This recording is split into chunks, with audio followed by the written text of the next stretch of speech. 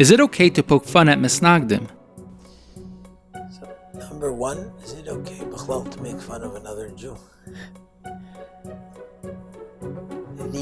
There's a very interesting idea starting from, in general, the concept of making fun of another Jew. When I make fun of another Jew, then actually what I have to understand is I'm making fun of Hashem, so to speak. Because a Jew is one with Hashem. Making fun of someone means I'm mocking the reality of him who's one with Hashem. Now, there is in Shulchan Aruch, in the very beginning of Shulchan Aruch, that it says that a person should be, the first halach in Shulchan Aruch, az kanomer. One should be tough like a leopard. Tough explains the Shulchan Aruch. What does that mean? Don't be embarrassed and ashamed of those people who mock you in serving Hashem.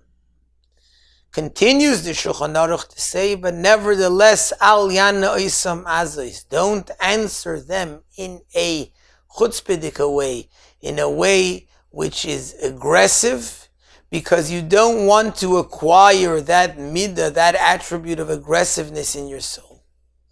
Which means that there's two opposite ideas over here. So what does it mean? A misnagid, if to you a misnagid means someone who doesn't happen to be a chassid, and that's what it means, making fun of him, then it's a very strange thing. Why would you, who are a chassid and who learned chassidus and know the truth of Elokus, and he's nebach, missing and lacking it, so why make fun of him? Teach him and help him out.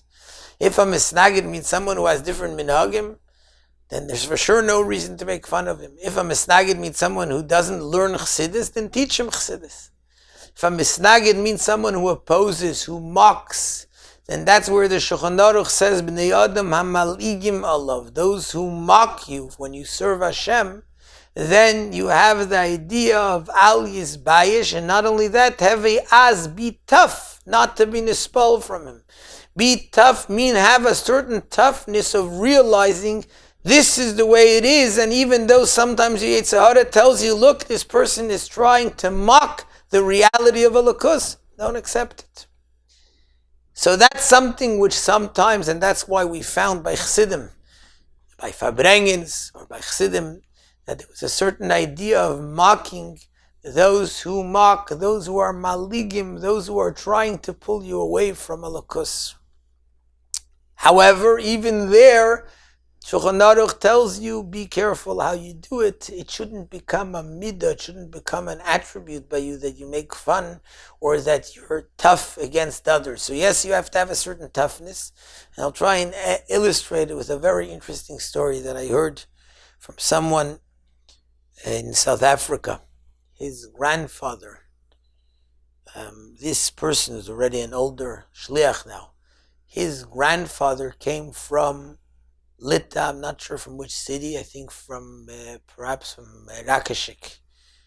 And he remembers his grandfather, who passed away already now, he remembered as a 5-year-old. They went to visit the Rebbe Rashab. He came from a city, a Chabad city in Lita, and they had to travel throughout Lithuania. They went, as was customary in those days, they went on a sled, was pulled by animals, by horse or whatever it was that pulled the sled, because it was all full of snow, and that's how they went for many weeks. They went a group of chassidim together, and every city that they would pass by, it was all throughout the Litvish cities, and the misnagdim would come out to the city, and they would see the chassidim, and they would throw stones, and they would laugh at them. They're going to the Rebbe. And the chassidim had a song that they sang. And the words were, Ich fahre zum Rebbe und ich lach von sie. I'm traveling to the Rebbe and I'm laughing at them. But take the idea over here, it wasn't this point of I'm laughing at him because I like to laugh at other people. I'm laughing at him, I'm not taking the fact that he's throwing stones at me and he's mocking me. I'm not taking that, I'm not allowing that to perturb me, I'm not allowing that to stop me from doing what I know is right and traveling and going to the Rebbe. And this concept, this idea was so much ingrained in this 5-year-old child that from the whole trip, this is what he remembers most to the day of his death, right before he passed away.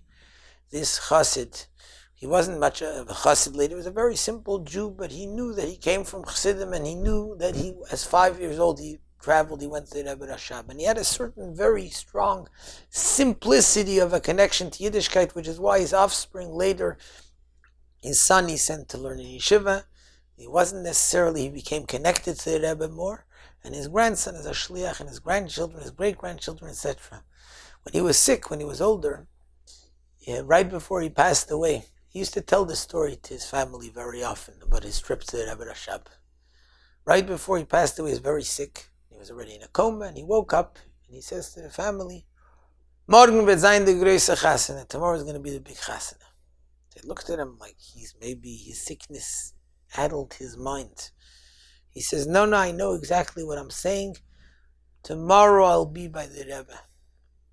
And then he said to his family, he told them all, he says, Ich fahre zum Rebbe, ich lach von sie. I'm going to the Rebbe and I'm laughing at them. The idea of laughing, and here he was laughing at anything that can come in the way. He knows he's going to the Rebbe. But that's the idea, to bring that strength within us, but to be careful not to make it become something which makes us mock others, but on the contrary, which gives us a strength with Avas Yisrael of helping, but of not being nispal, of doing what I know as a chassid is something to be done.